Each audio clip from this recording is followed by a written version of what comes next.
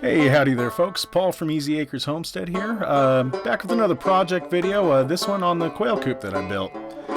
Most everything I build, I start with a real rough kind of sketch, have a beer and a pen, and I find it helps to have the materials out in front of me. I can get a visual, tactile reference for what I'm planning to build, importantly because I don't have a ton of dimensional lumber to work with.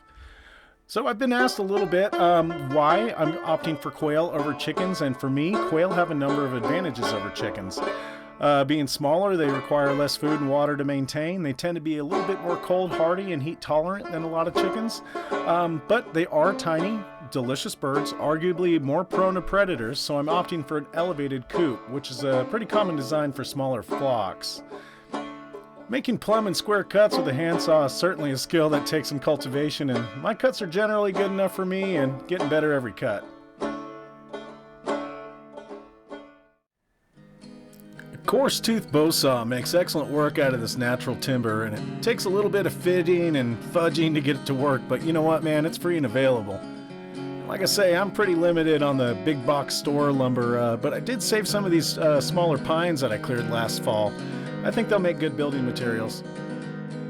I will ask for some of your forgiveness for the mess that you can see. Organization's never been one of my strong suits.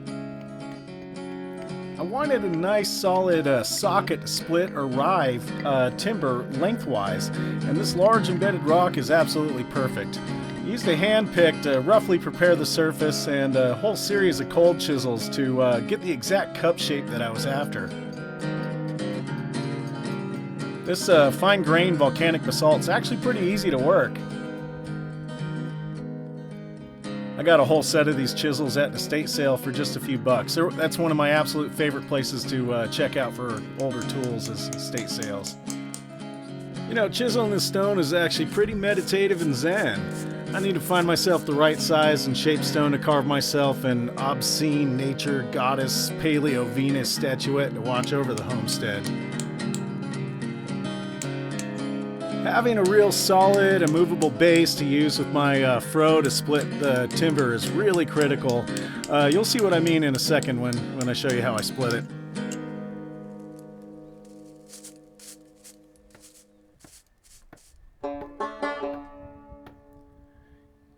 Using the long handle of the fro, you have to kind of guide the blade to follow the grain to get it to split evenly. And it's critical you don't use a steel tool on the back edge of the fro, otherwise you'll mushroom that edge and it'll catch the wood as you split it. Just ask me how I know.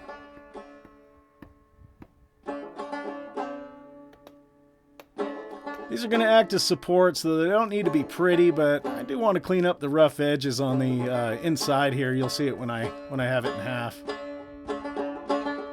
That's actually a pretty fair split. A lot of the times it'll go one way or the other, and it's hard. Sometimes there's not a lot you can do about it, but I'm getting better at it. Man, I tell you what, lawnmower blade, broken axe handle, homemade machete is amazing for this kind of stuff. I gave it a kind of a chisel grind. I only ground it down on one edge to sharpen it, so it just cuts through this stuff amazing. I use it when I'm falling trees to kind of clean up the limbs and the boles and everything too.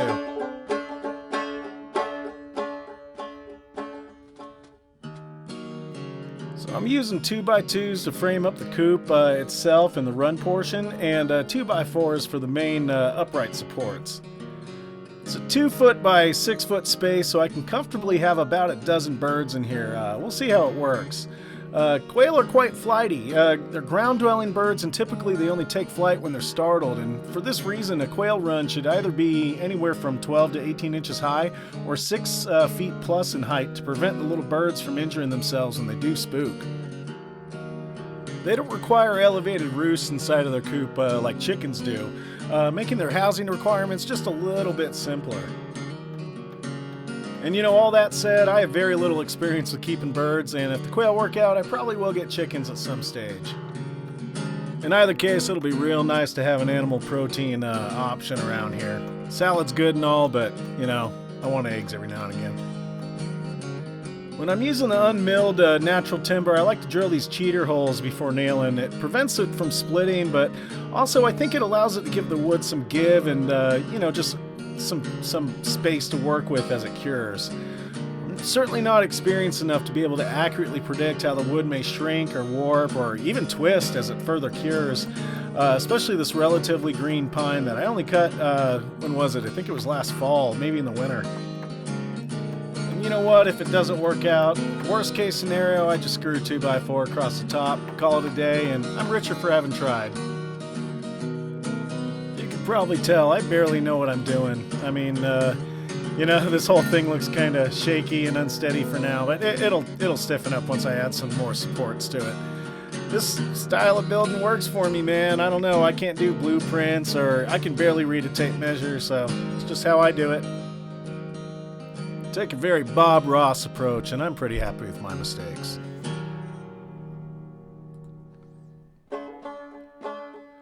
A lot of the natural wood that needs a finer cut than my bow saw, I'll go with my Japanese pole saw. The pole saw is a very thin kerf or cut, but it cuts on the pole stroke, so it's less likely to bind up the blade and wander, especially when used by a novice like myself. This particular saw is double-sided, one side for ripping or cutting along the grain of the wood, and one side for cross-cutting across the grain. Most of your cuts are going to be across the grain. I'm pretty sure if I were forced to choose a single saw for the rest of my life, it would be this Japanese pole saw. And you know, speaking of another, if I only had one gear option, these little biogas stoves are absolutely amazing. I feed mine with, you know, scrap wood, pine cones, whatever twigs I happen to find, and it keeps a nice pot of water going for me all morning at the cost of, you know, debris that you just happen to find around. It's great. The only significant drawback is that I don't run mine in the summertime. You know, it's an open flame, it's just not safe. Quail like good ventilation in their coop, so I'm using an auger with a large bit to provide them some ventilation holes. I'll be covering these with screen to keep out snakes and weasels, especially weasels, man. They can fit into ridiculously tiny holes, and they'd absolutely decimate a flock if they're not protected against. Looks like this auger bit needs to be sharpened. That's one benefit of these old-timey tools. Most of them are repairable, and, you know, they really are built to last. A buddy of mine gave me his old window panes, and I'd like to have a little window on the coop door so I can check on eggs without opening the coop too often. So I kind of am engineering a real redneck sort of window on the coop door. Especially in the wintertime, I'd want to limit my incursions and keep my birds as stress-free as possible. You know, keep all that warm air in. Getting around to getting the sides of the coop actually tacked into place, and you can see the entrance on the bottom. I'm going to line the inside of the coop with DoorDash food delivery bags. I found those for free. They split open in these nice sizable sheets, and you know, they have Mylar and stuff on it, so I can staple those into place for insulation for my birds. I'm sure when winter arrives, they're really going to appreciate that. I double layered all the wire on my enclosure, and eventually I decided to wear gloves while doing so. The door and the run access fit nicely, and the white plastic trim is great for securing the wire. I made much of the backside closed off, but I left a bit in the middle open for them.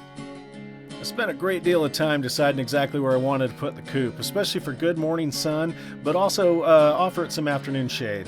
It really takes some practice to tell where the shade is going to be and where the sun is not, especially throughout not just the day, but throughout the seasons. You know, it's very different in the springtime versus the fall versus the summer. Quail are a little quieter than chickens, so I picked a spot near my cabin, so hopefully I'll be close by if there ever is any trouble. Once I got the coop more or less where I wanted it, I could finish up some of the building, especially the wire, as it's starting to make the whole setup pretty heavy and more difficult to move.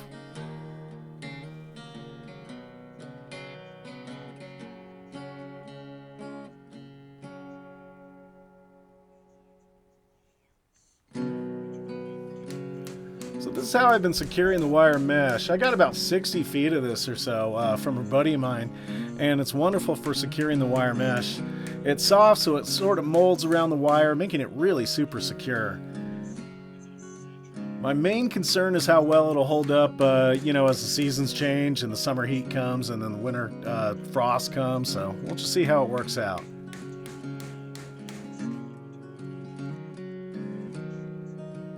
So I ended up wiring a corrugated metal roof on, and it took a couple days and a little bit of effort, but it was pretty simple to throw together.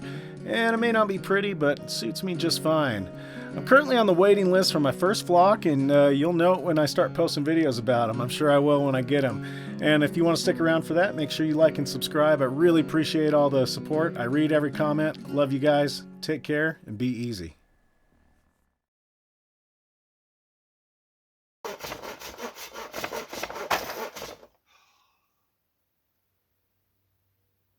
that's fantastic, Mr. Monster.